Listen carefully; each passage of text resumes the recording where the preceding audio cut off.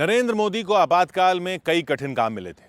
उन्हें इमरजेंसी के विरोध में पोस्टर बनवाने थे, उन्हें छपवाना था और उन्हें जगह जगह बांटना था।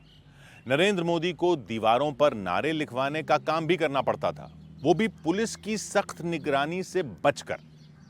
नरेंद्र मोदी ने आपातकाल में पत्र पत्रिकाओं को गुजरात के साथ साथ देश के कई राज्यों में पहुंचाने का काम बेहद चालाकी से और अनोखे अंदाज में किया था।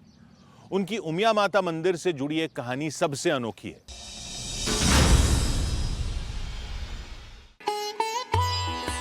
किशोर कुमार की सुरीली आवाज भी आपातकाल में किसी को खटकती थी। प्रधानमंत्री नरेंद्र मोदी ने मन की बात में यह कहानी सुनाई थी। तब मशहूर गायक किशोर कुमार जी ने सरकार की वाहवाही करने से इनकार किया तो उन पर बैन लगा दिया गया, रेडियो पर से उनकी एंट्री ही हटा दी गई।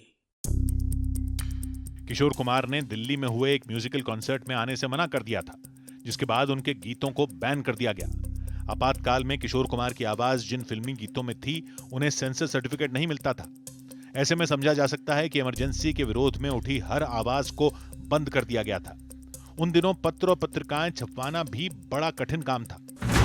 नरेंद्र मोदी के पास तो कई राज्यों में पत्र पत्रिकाएं पहुंचाने का जिम्मा था। उन्होंने धार्मिक आयोजनों को इमरजेंसी विरोधी अभियान के लिए चुना।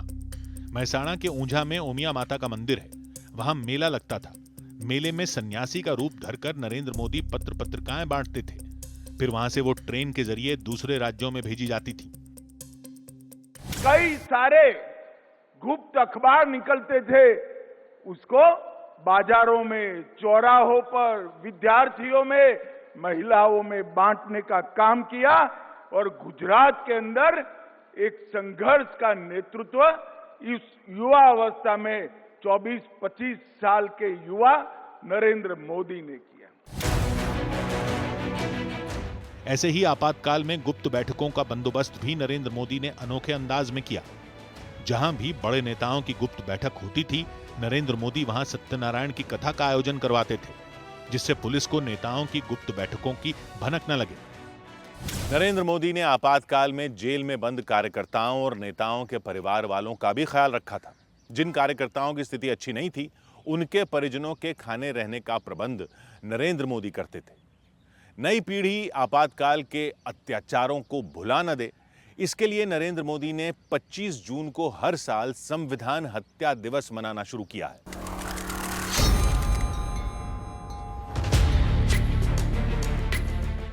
प्रधानमंत्री नरेंद्र मोदी के एक्स हैंडल से ताबड़तोड़ 3 पोस्ट की गई। सभी पोस्ट का मजमून आपातकाल था। हम आपातकाल के खिलाफ लड़ाई में डटे रहने वाले हर व्यक्ति को सलाम करते हैं। ये पूरे भारत से, हर क्षेत्र से, अलग अलग विचारधाराओं से आए लोग थे, जिन्होंने एक ही उद्देश्य से एक दूसरे के साथ मिलकर काम किया। भारत के लोकतांत्रिक ढांचे की रक्षा करना और उन आदर्शों को बनाए रखना जिनके लिए हमारे स्वतंत्रता सेनानियों ने अपना जीवन समर्पित कर दिया था। इस दिन कैबिनेट की बैठक में भी 2 मिनट का मौन रखा गया। फिर केंद्रीय गृह मंत्री अमित शाह ने प्रधानमंत्री का वो संदेश देश से साझा किया जिसे वो भारत के लोकतंत्र की रक्षा के लिए जरूरी मानते हैं। तानाशाही सोच को इस देश के संविधान पर थोप न दे, इसलिए बहुत जरूरी है कि इस दिन को याद रखा जाए। और इसीलिए मोदी जी ने आग्रह किया था कि संविधान हत्या दिन के रूप में आज के दिन को मनाएं। इमरजेंसी के दौरान जिन लोगों पर जुल्म हुए, उनके लिए नरेंद्र मोदी के दिल में विशेष जगह है। मीसा बंदियों की पेंशन और सुविधाओं का इंतजाम ज्यादातर बीजेपी शासित प्रदेशों में है। हालांकि जहां जहां सरकारें बदलती हैं, व्यवस्था बदलने में देर नहीं लगती। छत्तीसगढ़ में 207 लोकतंत्र सेनानियों और 128 आश्रितों के मानदेय के लिए 2024-25 में 42 करोड़ रुपए का प्रावधान किया गया है।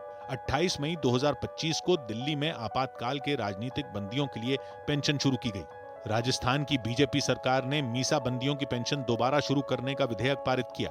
राजस्थान में 1140 मीसा बंदी हैं, जिन्हें पेंशन का लाभ मिलेगा। ओडिशा सरकार आपातकाल के दौरान जेल गए लोगों को 20,000 रुपए मासिक पेंशन दे रही है। मध्य प्रदेश में मीसा बंदियों और उनके परिजनों को आयुष्मान कार्ड दिया जाता है।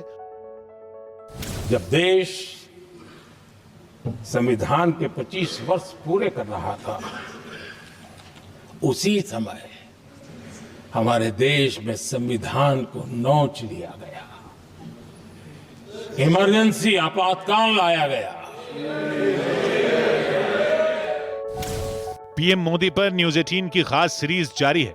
कल रात 10:10 पर देखना ना भूलें।